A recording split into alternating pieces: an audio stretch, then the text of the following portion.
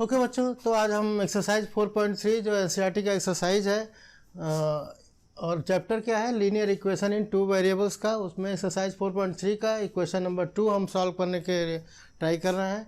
Question क्या कह रहा है कि give the equations of two lines passing through coordinates दिया हुआ है 2 and 14 और हमें पता है कि 2 जो है स्टैंड करता है x के लिए और 14 स्टैंड करता है y के लिए। और हमें लाइन का इक्वेशन हमें पता है कि हमने किस फॉर्मेट में लिखा था कि y is equal to m x plus c. This was the equation of your line. Do you remember it? याद है आपको ना कि हमने बताया था लाइन का इक्वेशन। तो इसको थोड़ा सा हम अगर दूसरे फॉर्मेट में लिखना चाहें, मतलब x प्लस वाई के फॉर्मेट में लिखना चाहें तो कैसे लिख सकते हैं? ये हम लिख सकते हैं कि x plus y is equal to, ठीक है, x को भी इधर ले आए, y को भी इधर ले आए। और इसको अगर लिखना है इस इक्वेशन के इस पॉइंट के हिसाब से, तो यहाँ पे x की वैल्यू कितनी है? 2 है। यहाँ पे x की वैल्यू 2 हो गई, y की वैल्यू कितनी है? 14 है। 14 है तो ये कितना हो जाएगा? 16 हो जाएगा। तो अब इस इक्वेशन को सेटिस्फाई करने के लिए हमें लिखना है, तो यहाँ क्या लिखना होगा? 16। समझ में आ रहा है कि यहाँ पे x प्लस वाई, x की वैल्यू हमारी 2 है, y की वैल्यू 14 है, तो टोटल कितना हो गया? 16 हो गया दोनों को मिला करके। तो हम एक इक्वेशन बना सकते हैं और वो हो जाएगा x plus y equals to 16, ठीक है। तो एक इक्वेशन बन गया। हमें 2 लाइन का इक्वेशन बनाना है तो एक और इक्वेशन बना लेते हैं ऐसे ही। अब हम x माइनस वाई लिख लेते हैं। x माइनस वाई अब कितना होगा हमें पता नहीं है, तो इसको भी यहाँ लिख लेते हैं। 2 यहाँ हो जाएगा, माइनस वाई की वैल्यू कितनी है? 14 है, तो ये कितना हो जाएगा? -12 हो जाएगा। तो ये इक्वेशन कितना हो जाएगा? x minus y equals to 12, ठीक है। अगर मान लीजिए हमको ये लिखना है कि ये इज इक्वल टू में 0 लिखना है, तो हम कैसे कर सकते हैं? यहाँ पे हम क्या करते हैं, यहाँ पे मल्टीप्लाई कर देते हैं किसका? 7 का, ठीक है। तो 7 का मल्टीप्लाई कर देंगे तो ये 14 हो जाएगा, -14, और ये फिर क्या आगे बच जाएगा? It will become a 0। तो अगर तीसरा इक्वेशन लिखना है तो क्या हो जाएगा कि 7x minus y equals to 0। तो ये हो गया तीसरा इक्वेशन। तो बच्चों इस तरह से हम ढेर सारे इक्वेशन लिख सकते हैं। तो जो अगला पोर्शन है जो पूछ रहा है कि how many more such lines are there, तो हम कह सकते हैं कि there are infinitely many lines. क्या लिखेंगे? इनफाइनेटली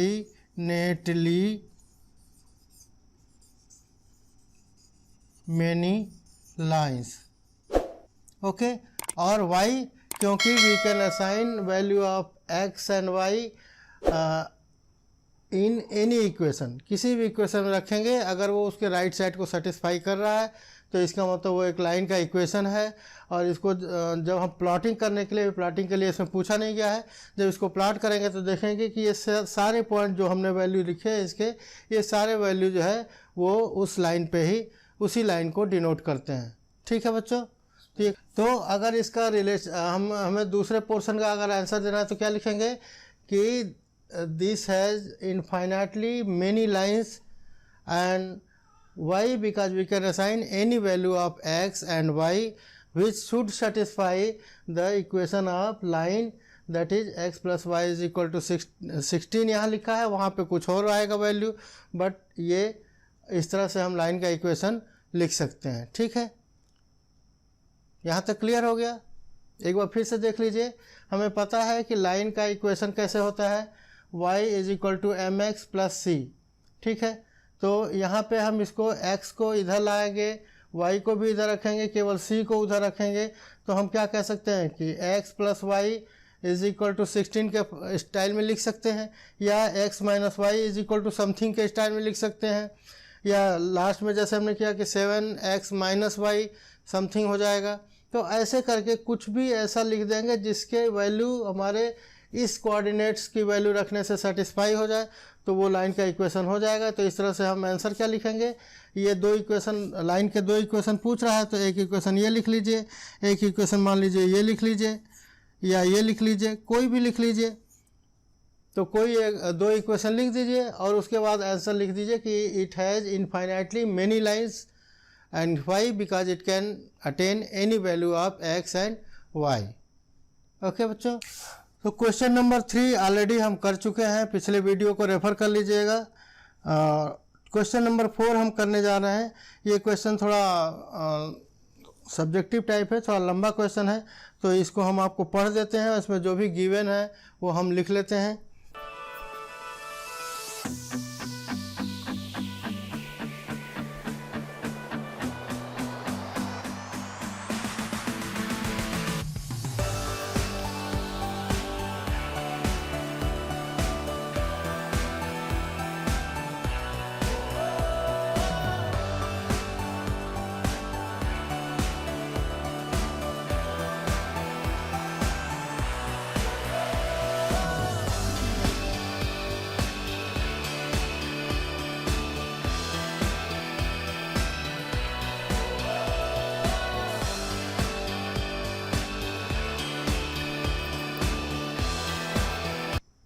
ओके, तो क्वेश्चन नंबर 4 है, उसमें दिया हुआ है कि एक टैक्सी है जिसका रेट है पहले किलोमीटर का 8 रुपये, और उसके बाद सब्सिक्वेंट जितने भी किलोमीटर आप जाएंगे उसका रेट है 5 रुपीज़ पर किलोमीटर। पहले का 8 एंड बाकी का 5 रुपीज़ पर किलोमीटर है। डिस्टेंस को आपको x किलोमीटर के फॉर्म में लेना है और फेयर को y रुपीज़ के फॉर्म में लेना है। तो इसका एक लीनियर इक्वेशन हमें लिखना है, और जब लीनियर इक्वेशन आप लिख लेंगे तो उसका हमें एक ग्राफ ड्रा करना है। क्लियर बच्चों, क्या करना है कि हमें एक लीनियर इक्वेशन लिखना है और उसका ग्राफ ड्रा करना है। ठीक, ओके, तो यहाँ हम सॉल्यूशन में क्या लिखेंगे, ये लिखेंगे वी नो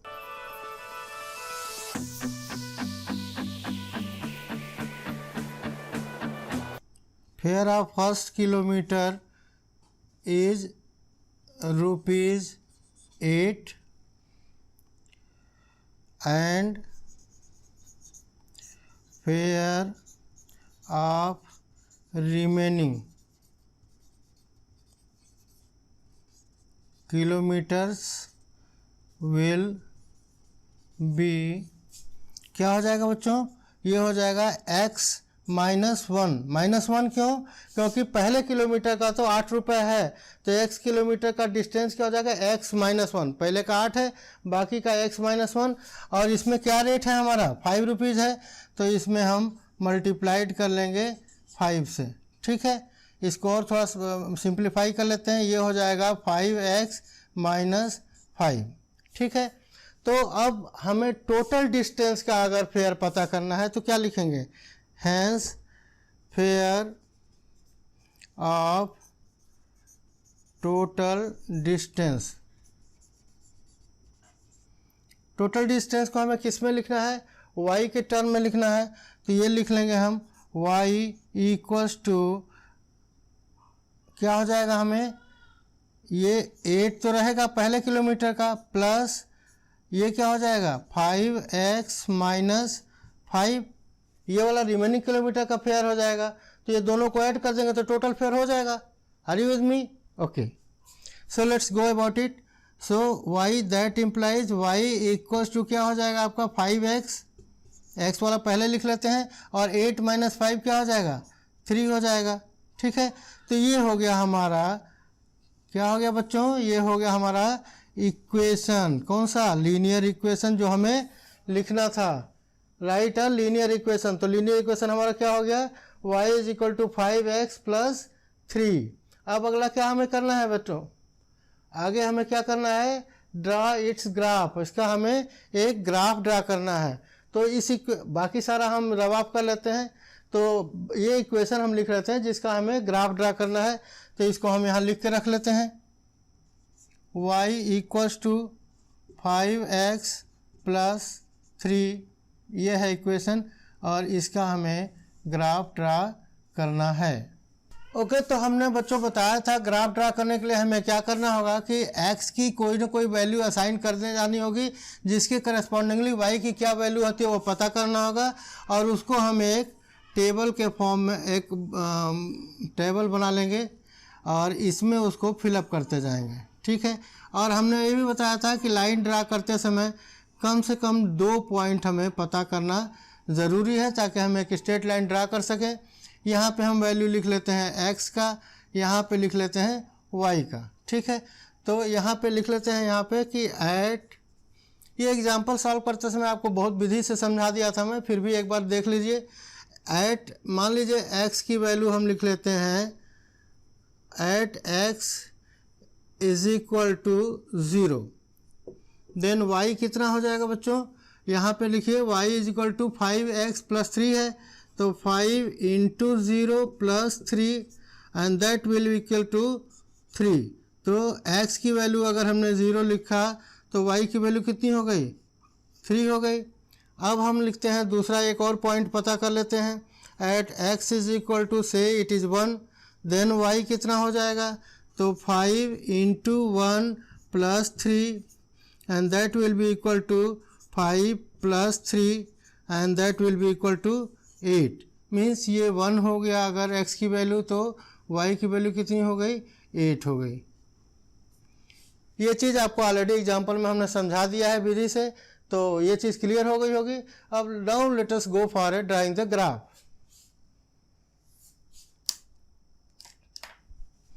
हम क्या करते हैं बच्चों, ग्राफ ड्रा करने के लिए एक y एक्सिस और एक एक्स एक्सिस ड्रा करते हैं। यहाँ पे हो जाएगा x डैश, यहाँ पे हो गया y और यहाँ पे हो गया y डैश, ठीक है। अब यहाँ पे देखिए हमें क्या चाहिए, x का 1 और 0 और 1 ही क्यों लेना है, तो x से ज़्यादा वेरी नहीं करना। y के लिए हमें इसको 8 भाग में कम से कम डिवाइड करना है, क्योंकि 8 तक हमें दिखाना है। तो यहाँ दिखा लेते हैं, ये 1 हो गया, 2 3 4 5 6 7 एंड से इट इज़ 8, ठीक है। तो ये हो गया 8 7 6 5 4 3 2 एंड 1। ऐसे ही यहाँ भी सिमिलर डिस्टेंस पे रखना है हमें, 1 2 3। इसमें हम ज़्यादा नहीं दिखाते क्योंकि हमको केवल 1 तक ही लेना है। अब देखिए इस पॉइंट्स को प्लॉट करना शुरू करते हैं। ये पहला पॉइंट क्या है, 0, x की वैल्यू 0 है तो y की वैल्यू 3 है, तो x की वैल्यू 0 कहाँ होगा, ये आपका ओरिजिन हो गया, तो इसका कोऑर्डिनेट क्या हो जाएगा, 0 एंड 0। तो यहाँ 0 x की वैल्यू हो गई, y की वैल्यू 3 लेना है, तो हमारा पॉइंट कहाँ मिल गया, यहाँ मिल गया हमें, ठीक है। पहला पॉइंट यहाँ मिल गया। दूसरा पॉइंट x की वैल्यू 1 है, तो ये पॉइंट कहाँ मिल रहा है, 8 पे लेना है हमें, तो यहाँ हो गया दूसरा पॉइंट, ठीक है बच्चों। तो ये 2 पॉइंट मिल गया। अब इन दोनों पॉइंटों को मिला देंगे हम, तो हमें एक लाइन का इक्वेशन मिल जाएगा। Let us draw it.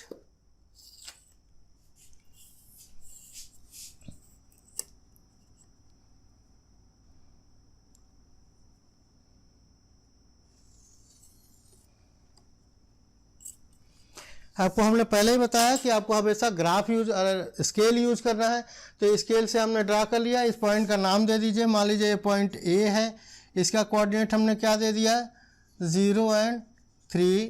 B है ये पॉइंट दूसरा वाला, इसका कोऑर्डिनेट क्या दे दिया आपने, 1 और 8 दे दिया। तो ये रिक्वायर्ड लाइन हो गई, ये ग्राफ हो गया, और यही आपको ड्रा करना है। तो आपको नीटनेस का बहुत ध्यान रखना है जब भी आप लाइन ड्रा करें। अगर आपके पास ग्रिड वाली कॉपी है तो उसमें जो लाइट वाला मार्किंग है, आप देखे होंगे कि एक डार्क का 10-10 का ग्रिड बना हुआ है, और वैसे ही लाइट का भी 10-10 का ग्रिड बना हुआ है, लाइट लाइन का। तो लाइट लाइन वाले पे आप लाइन खींचेंगे ताकि वो आपको नज़र आए। पेंसिल जो भी यूज़ करना है वो 0.5 mm टिप वाला पेंसिल यूज़ करिए, बेटर रहेगा। अगर आप नॉर्मल पेंसिल यूज़ करें तो HB वाला ना यूज़ करके 1H वाला ग्रेड का पेंसिल यूज़ करिए, ताकि आपका ड्राइंग जो है बहुत ही क्लियर बनेगा, ठीक है। आपको ये ध्यान रखना है कि ये क्रॉस बहुत छोटा छोटा लगाइए ताकि आपको ये डिस्टर्ब ना करे, और इसको लाइन जो है क्रिस्टल क्लियर होना चाहिए। तो इसको थोड़ा सा एक ही स्ट्रोक में खींचिए, लेकिन थोड़ा बोल्ड करके, थोड़ा सा प्रेशर दे करके खींच दीजिए। तो ये आपका रिक्वायर्ड लाइन हो गया, ये आपका इक्वेशन हो गया, और इसका सोल्यूशन हमने पहले आपको बता दिया हुआ है। तो क्लियर हो गया बच्चों। तो अब हम अगला क्वेश्चन करते हैं। ओके बच्चों, तो ये है क्वेश्चन हमारा, question number 5। From the choices given below choose the equation whose graphs are given in figure 4.6 and 4.7। Sorry, इसको पढ़ने का तरीका क्या है कि ये 0.6 के बाद जो है वो है फिगर नंबर, और ये है चैप्टर नंबर, ठीक है। तो figure number 6 of chapter 4 and figure number 7 of chapter 4 again. तो ये दो फिगर दिए हुए हैं, ये फिगर 6 है और इसको हम लिख लेते हैं फिगर 4 7। तो ये फिगर 7 है, दोनों चैप्टर 4 के फिगर हैं। तो इससे देख करके हमें बताना है कि ये जो 4 चॉइसेस दिए हुए हैं दोनों के लिए, इनमें से कौन सा करेक्ट है। ठीक है, तो करेक्ट के लिए हमने जो ग्राफ ड्रा किया था उसका रिवर्स डायरेक्शन में आते हैं। अब हमें क्या करना है कि हमें जो है ये पॉइंट्स दिए हुए हैं उसको हमें रख करके देखना है कि कौन से इक्वेशन को ये सेटिस्फाई कर रहा है। ठीक है, तो अब हम पहले इस फिगर को टेकअप करते हैं। पहला पॉइंट क्या है, 0 0 है, तो इसमें रखेंगे 0 = 0, ये तो सेटिस्फाई हो रहा है। लेकिन दूसरा पॉइंट क्या है, -1 = 1, तो -1 = 1 तो सही नहीं रहेगा, ये तो गलत हो जाएगा। इसका मतलब ये हमारा रूल आउट हो गया। ठीक है, तो इसको हम क्रॉस कर देते हैं कि ये सही नहीं है। y + x = 0 है, तो अब देखते हैं उसमें y की जगह पे हम 0 रखते हैं, x के ऊपर 0 रखते हैं, दोनों को जोड़ेंगे तो 0 हो जाएगा, ये सेटिस्फाई तो कर रहा है। दूसरे केस में देखते हैं y की जगह पे 1 रखते हैं, x की जगह पे -1 रखते हैं और दोनों को ऐड करते हैं तो 0 हो जाता है। तो इसका मतलब ये ऑप्शन जो है, ये वाला जो है आपका सही ऑप्शन है। बाकी पे क्रॉस चेक कर लेते हैं। y = 2x करना है, तो यहाँ पे y की वैल्यू जो है 1 है, तो 2 तो ये नहीं है। यहाँ पे भी y की वैल्यू 0 है, तो ये 2 तो नहीं है, तो ये भी सेटिस्फाई नहीं कर रहा है। इसको भी हम क्रॉस कर देते हैं। ये 2 + 3y = 7x है, तो 7x यहाँ करेंगे तो 0 होगा, यहाँ करेंगे तो ये भी 0 होगा, तो ये दोनों 0 हो गया, तो इधर 2 बच जाएगा, इधर 0 बच जाएगा, तो ये भी सेटिस्फाई नहीं कर रहा है। तो इसका मतलब क्या हुआ कि हमने देखा कि y + x, that is second option, is satisfying the coordinates on the given line, hence this is the correct choice, जो कि इस ग्राफ को रिप्रेजेंट कर रहा है। ठीक है बच्चों, इसी तरह से दूसरे वाले में हम आते हैं। दूसरे वाले में ही क्या है, पहला वैल्यू देखते हैं, हम पहले को टेकअप करते हैं। यहाँ पे क्या है, x की वैल्यू 2 है, y की वैल्यू 0 है। यहाँ देखते हैं 2 रखते हैं x की वैल्यू, ठीक है, y की वैल्यू 0 रखते हैं, 2 + 2 0 होगा क्या, नहीं होगा। इसका मतलब पहला वाला रूल आउट हो गया, इसको भी कैंसिल कर देते हैं।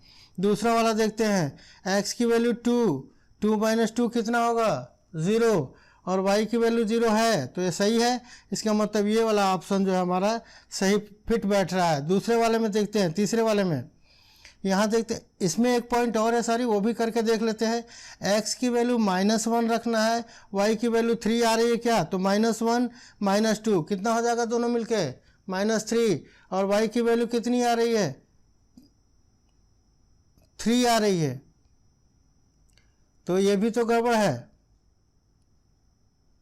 ठीक है, तो इसका मतलब तीसरे पॉइंट को ये सेटिस्फाई नहीं कर रहा है। एक बार फिर से चेक करिए, -1 - 2 -3 हो रहा है, इधर +3 हो रहा है, तो ये भी सेटिस्फाई नहीं कर रहा है। ठीक है जी, अभी आते हैं तीसरे इक्वेशन पे। ठीक है, x की वैल्यू कितनी है, यहाँ पे 2 है, y की वैल्यू कितनी है, 0 है, तो x की वैल्यू 2 है, y की वैल्यू 0 है, तो 2 + 2 0 तो नहीं होगा। ठीक है, यहाँ पे देखते हैं x की वैल्यू 2, y की वैल्यू 0, तो ये भी सेटिस्फाई नहीं कर रहा है। इसका मतलब कहीं ना कहीं कुछ गड़बड़ है। Let's review the question again.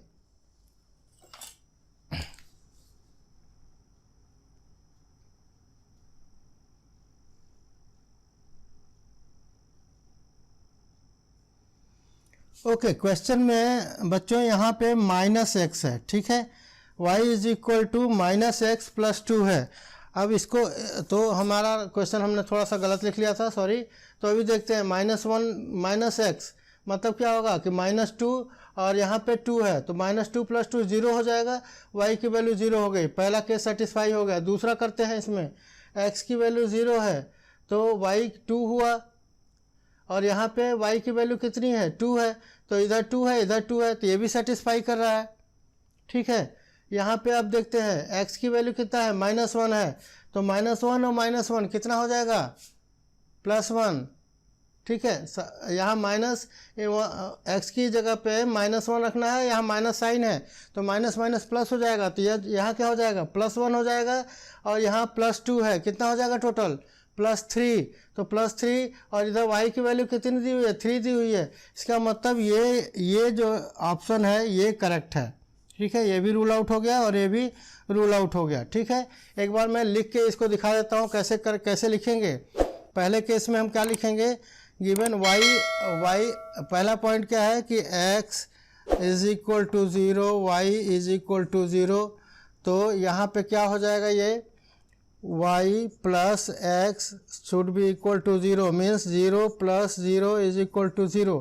पहला केस सेटिस्फाइड हो गया। दूसरा पॉइंट क्या था, -1 and 1, तो यहाँ पे हो जाएगा, दूसरा करेंगे, x की वैल्यू -1 है, y की वैल्यू कितनी है, 1 है, तो यहाँ पे क्या हो जाएगा, y + x बराबर कितना होना चाहिए, 0 होना चाहिए। तो y कितना है, 1 है, और x कितना है, -1 है, तो ये कितना हो रहा है, 0 हो रहा है। Hence this is it is a correct option.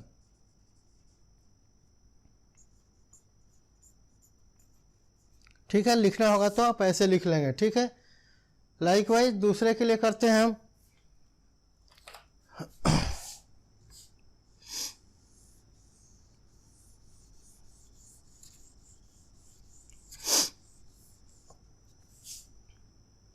ये हमने करके देख लिया रफली, तो इसी को हम सेटिस्फाई करते हैं। यहाँ पे क्या इक्वेशन लिखे हैं हम, y = -x + 2, और इसमें वैल्यू क्या रखना है, 2 0, दूसरा जो है क्या है 0 2, और तीसरा क्या है -1 and 3, -1 and 3। ये तीनों को रख के देखते हैं। पहले केस में रखेंगे, y की वैल्यू 0 रखना है, तो यहाँ 0 रख लीजिए, = x की वैल्यू कितना रखना है, 2 रखना है, तो -2 + 2, ये क्या हो रहा है, 0 = 0, तो इसका मतलब ये सही है। दूसरे केस में रखिए, तो y की वैल्यू कितना रखना है, यहाँ पे 2 रखना है, यहाँ पे ये हो गया केस 1। यहाँ हो गया केस 2 में क्या रखना है, y की वैल्यू रखना है हमें 2, x की वैल्यू क्या रखना है 0, तो यहाँ -0 हो जाएगा +2, तो ये भी सही हो गया कि 2 = 2। और केस 3 लिखते हैं,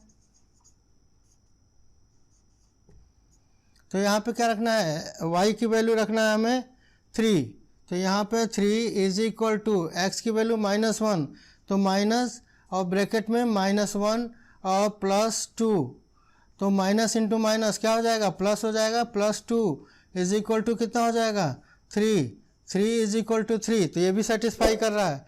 तो हम क्या कहेंगे कि this is the correct option, ठीक है। तो इतना आपको करना पड़ेगा, तब जाके आपको पूरा नंबर मिलेगा।